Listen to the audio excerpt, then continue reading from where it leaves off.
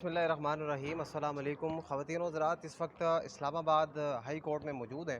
آئینی ترامیم کے بعد چیف جسٹس کی تقرری کے بعد جو سیاسی ماحول ہے وہ بڑا گرم ہو چکا ہے، اور ایک قسم کا کہا یہ جا رہا ہے کہ عدالتوں کے درمیان آپس میں جو ہے وہ کچھ معاملات چل رہے ہیں۔ اس حوالے سے بات کرنے کے لیے ریاست اعزاز صاحب ہمارے ساتھ موجود ہیں۔ سر، حلف برداری کے حوالے سے آپ شرکت کرنے جا رہے ہیں، پہلا اور بنیادی سوال ہے۔ نہیں ہم تو نہیں جا رہے، ہاں۔ چونکہ ہمارا ایک اصولی موقف ہے جو یحییٰ آفریدی صاحب ان کی ذات سے 1% بھی ہمیں کوئی گلہ نہیں۔ وہ بڑے کمال کے انسان ہیں، بڑے کمال کے جج ہیں، بڑے اعلیٰ ظرف انسان ہیں، تھارو پروفیشنل انٹیگریٹی والے پروفیشنل جج ہیں۔ اس سے زیادہ میرے پاس چونکہ لفظ نہیں ہے، لیکن ہمارا ایک چونکہ اصولی موقف ہے کہ جو موسٹ سینئر جج ہے سپریم کورٹ آف پاکستان، اس کو چیف جسٹس ہونا چاہیے۔ ہمارا اس امینڈمنٹ سے پہلے بھی یہی مطالبہ تھا، آج بھی یہی مطالبہ، ہم اس پہ کھڑے، اور ہم نے ان ٹوٹو اس امینڈمنٹ کو ریجیکٹ کیا تھا، آج بھی ہم ریجیکٹ کرتے ہیں۔ اور اب ہم نے چونکہ 25 تاریخ کو یوم نجات کا اعلان کیا ہے وکلا ایکشن کمیٹی میں، جس میں پورے پاکستان کے الیکٹڈ اور سابقہ جو الیکٹڈ لوگ ہیں ان تمام لوگوں کو اس کمیٹی کے اندر شامل کیا گیا ہے، اور ہم اس کے بعد اپنی کال دیں گے اور تحریک چلائیں گے۔ ہم آج بھی یہ چاہتے ہیں کہ جو آئین ہے وہ اصل حالت میں بحال ہونا چاہیے۔ یہ جو امینڈمنٹس کی گئی ہیں یہ آئین کے ساتھ، اس ملک کے ساتھ اور سپریم کورٹ آف پاکستان کے ساتھ کھلواڑ کیا گیا ہے۔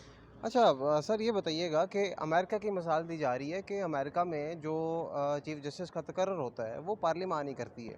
بھارت کی اگر ہم بات کریں، ہمارا پڑوسی ملک ہے، وہاں پر کالجیم سسٹم ہے کہ پارلیمان ہی آخر کار فیصلہ کرتی ہے کہ کون چیف جسٹس بنے گا۔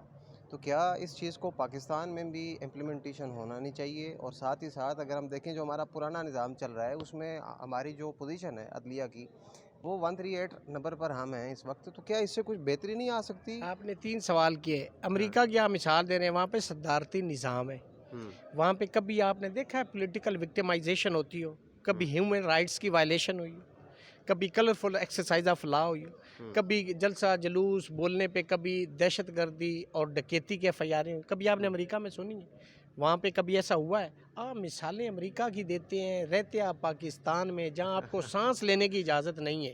اب دوسری بات آپ نے انڈیا کی مجھے بتائیں انڈیا میں کبھی مارشل لا لگا ہے؟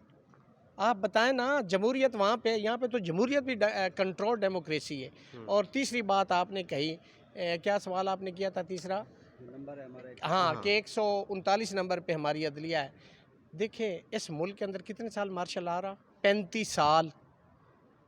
یہاں پہ تو جمہوریت ایسے لگائی جاتی کہ آپ ایک جمہوریت کا پودا لگاتے ہیں اور 6 مہینے اس پودے کو اٹھا کے نیچے جڑیں نکال کے دیکھتے ہیں کہ اس نے جڑیں پکڑی ہیں یا نہیں۔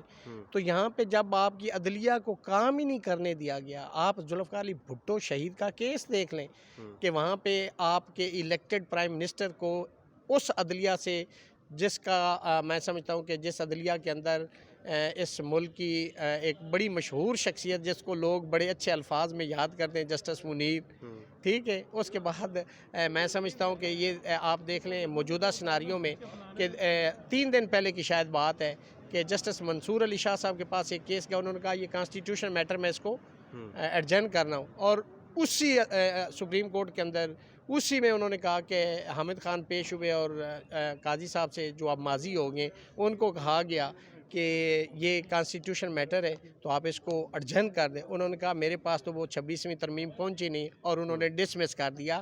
یہ آپ خود سمجھدار ہیں، اور عوام جو آپ کو دیکھتی اور سنتی اور فالو کرتی ہے وہ بھی اس چیز کو انڈرسٹینڈ کر رہے ہیں کہ کون جسٹس منیر کا پیروکار ہے اور باقی کون justice A R Cornelius, justice Dorab Patel ان کے پیروکار ہیں۔ یہ آپ خود فیصلہ کریں۔ اچھا، اس حوالے سے سر آپ کو قاضی فائز عیسیٰ کو کریڈٹ دینا پڑے گا کہ جو بھٹو کا کیس تھا اس میں انہوں نے مانا ہے کہ ہمارے جو ججز تھے انہوں نے غلط کیا ہے، تو اس حوالے سے آپ کو کریڈٹ دینا تو بنتا ہے۔ مجھے بتائیں کہ یہ اب آپ اس کو کریڈٹ کہہ رہے ہیں، تو ایک شخص کی جو ہمارا لیڈر تھا اس ملک کا، ایک اگر ذوالفقار علی بھٹو شہید اس ملک میں ہوتے تو آج پاکستان جو آپ کو آ رہا ہے نا نقشہ، یہ بالکل تبدیل نظر آتا۔ آپ نے اس کی جان لے لی۔ وہ کیا کہتے ہیں کہ آیا اس کے بعد یاد تو پشیماں کا زود کا پشیماں ہونا، تو اس کا کیا فائدہ؟ آپ نے ذوالفقار علی بھٹو ہم سے لے لیا، ہمارا لیڈر لے لیا، اور آج آپ نے اس کو کہہ دیا کہ ہماری غلطی تھی۔ یہ کوئی بات ہے؟ یا आपको तो किसी का एक सांस एक लम्हा ज़िंदगी का कर्टेल करने का हक नहीं। आपने उसकी लाइफ ले ली, उसकी ज़िंदगी ले ली, इस कौम का आइडियल लीडर ले लिया जिसको फर्स्ट टाइम 2/3 मेजॉरिटी इस पाकिस्तान की तारीख में मिली, और उनको ये आप क्रेडिट दे रहे हैं। बाकी भी उनके क्रेडिट देखे, जैसे उसने ये 63A वाला जो फैसला दिया है, उसने जैसे कमेटी बनाई है, जैसे उसने बेंच बनाया, ये चीज़ें भी तो साथ देखे ना। अच्छा, लास्टली ये बताइएगा, काजी साहब को आप बतौर चीफ जस्टिस भी जानते हैं, उनकी ज़ाती ज़िंदगी के हवाले से भी जानते हैं।